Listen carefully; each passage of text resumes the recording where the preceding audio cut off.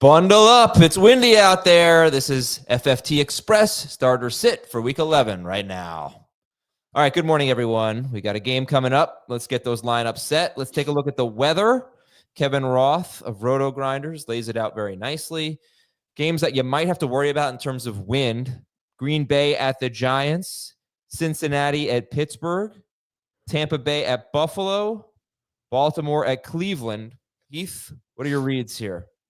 So I made a bigger adjustment to the Packers, Giants, and the Ravens, Browns, with a very small adjustment to Tampa Bay and Buffalo, Cincinnati, and Pittsburgh. I think I'm still going to start Joe Flacco and Aaron Rodgers as low-end QB1s. I'm still going to start DK Metcalf.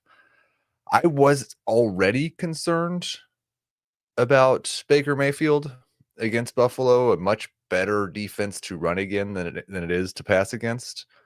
And Buffalo hasn't let a quarterback score 20 fantasy points since week 1. Yeah. So I would get away from Mayfield if you can. Yikes. What about Abuka and Tez Johnson and Kate Otten? Buka's the only, well, and Otten's probably, the way he's targeted, not going to be affected by the wind too much. If anything, I would think his target share might go up. I'm still starting Abuka. I'm not starting Tez Johnson. Oh boy. All right. Heath, I hate weather stuff. Not that it's anyone's fault if people are wrong. Yeah, you would like for everybody to play indoors. No, indoor football is terrible. I've been to an indoor football game. It's not natural. I hate that it stinks for fantasy managers to get to this point of the season, and you have to worry about something like that, something that we have no control over. That's very hard to predict. I hate this. Unlike the other things that we have lots of control over and are very easy to predict. I think it's, hey, this is massive. We have 10 weeks of data of what this team has done. Like that's what we do. That's our job. Predicting how the weather's going to affect is very frustrating. Anyway, all right, let's get to the injuries here. Thankfully, not too many. Let's talk about the 49ers. Ricky Pearsall, Brock Purdy, looking like they're both going to be Purdy. They're back. Okay, they're back. At Arizona this week. What does this do for the 49ers passing game? It definitely makes things a little muddy, huh? Yeah, I mean, the 49ers passing, in terms of Purdy, I think Mac Jones has been 19.8 or better in 3 straight games. This has been a relatively pass-heavy offense for 2 reasons. 1, they can't run the ball. 2, they can't stop anybody. And so I like Purdy as a top 12 quarterback. I would start him over both Flacco and Rodgers in that game we just talked about. Okay. Juwan Jennings is still my favorite 49ers wide receiver, but he and Ricky Pearsall are both wide receiver 3s. All right, and we're going to start Purdy over Mayfield too. I am. Yeah. Okay. J.K. Dobbins is likely out for the season. It's a shame. We'll see what R.J. Harvey can do today. Brian Thomas Jr. is not expected to play, and Brenton Strange is not going to play. So how does Parker Washington look to you right now, and Jacoby Myers against the Chargers? Worse than Juwan Jennings and Ricky Pearsall. Oh, wow. I've got Washington right behind Pearsall. I've got Myers about 5 spots back of that. They're still number 3 wide receivers like those other guys, but that I'm not super excited about them. Devontae Adams is expected to play. Drake London is expected to play. Sam Laporta on IR. Out of the blue almost. What a bummer. They get the Eagles on Sunday night. What do we do at tight end? Injury stuff definitely much, much worse than weather stuff. Yeah. The weather stuff will go away next week, hopefully. Obviously, we've been talking about these guys all week, but in few leagues are still available. So Kate Otten and Dalton Schultz are the 2 top choices to go see if they're available. Theo Johnson, probably next. And then if you really are in one of these leagues where you're like, why is he saying these dumb names? Because they've been rostered for 4 weeks in my league. Let's take a chance on Greg Dulcich this morning. He was up to a 70% roster share last week. The Commanders' defense is awful. Why not? I'll tell you real quick what Dawson Knox has done over the last 2 years without Dalton Kincaid. Here we go. So earlier this year, he had 2 targets. One of them was in the end zone. He caught a touchdown.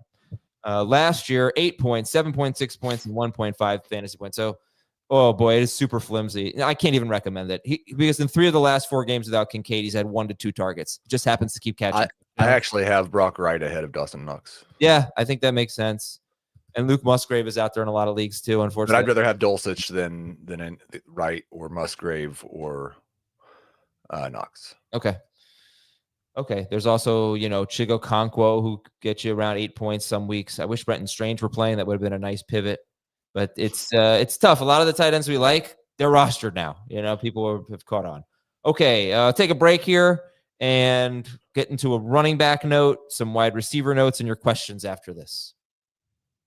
Like I said, not a ton of injuries going into today's game. Zonovan Knight, though, is expected to play. That's a 4:00 game. And what does that mean for the Cardinals running backs? I was really hoping we'd get a little bit more Amari DiMercato. Now the only thing you can do is hope for that. There's no reason to expect it.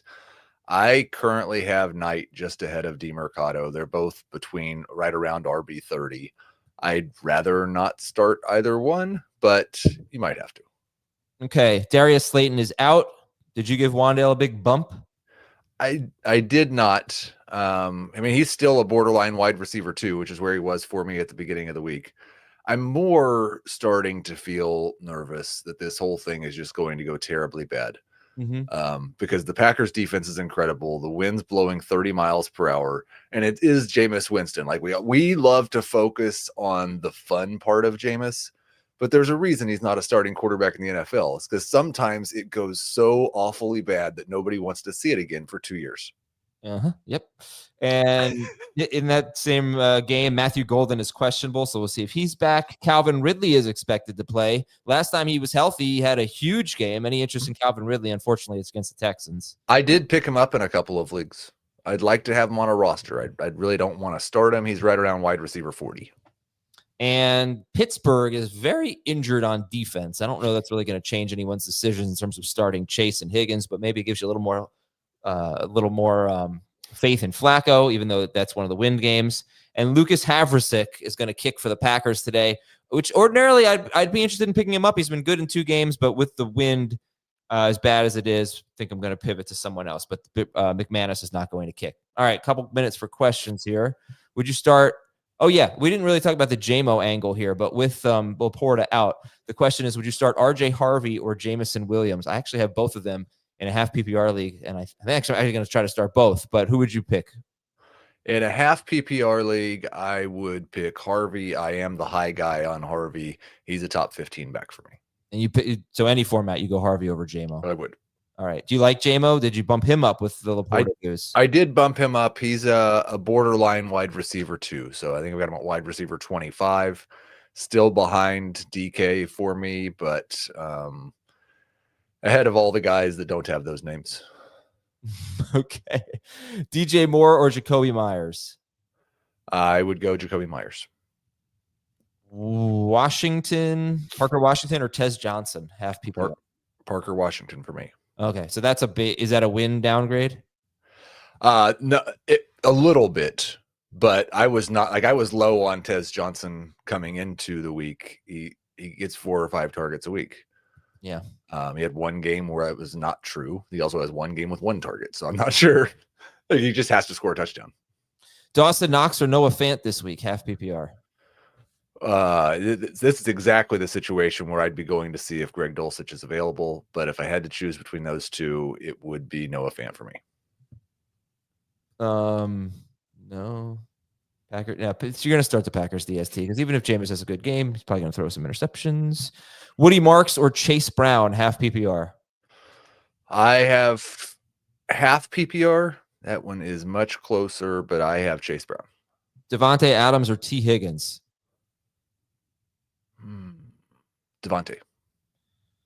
Dobbs, Shaheed, Quentin Johnston, Pearsall, pick 2. I will go Dobbs and Pearsall. Yeah. No, Dobbs and Quentin Johnston. Yeah. I'm excited that Pearsall is back, but I really want to see what this looks like before I trust him. And Jennings too. I mean, we have basically 0 sample size. I mean, not basically. We have 0 sample size of everyone healthy. And right, I mean, Kittle, McCaffrey, Jennings. Week 1. So Kittle got hurt in the first quarter, right at the beginning of the second quarter. So, and I think I don't even know. Was Juwan Jennings playing in that game? I feel like he was on a Yeah. snap in that game. Well, I don't think he played the full game, but he played. Yeah, I think he played like 2/3 of the snaps. Okay, whatever it may be, it's a different situation now. Last one. This is Jennings' question. Jennings, Quentin Johnston, RJ Harvey, Rashad White, pick 2. Harvey and yikes. I'll go White. Okay.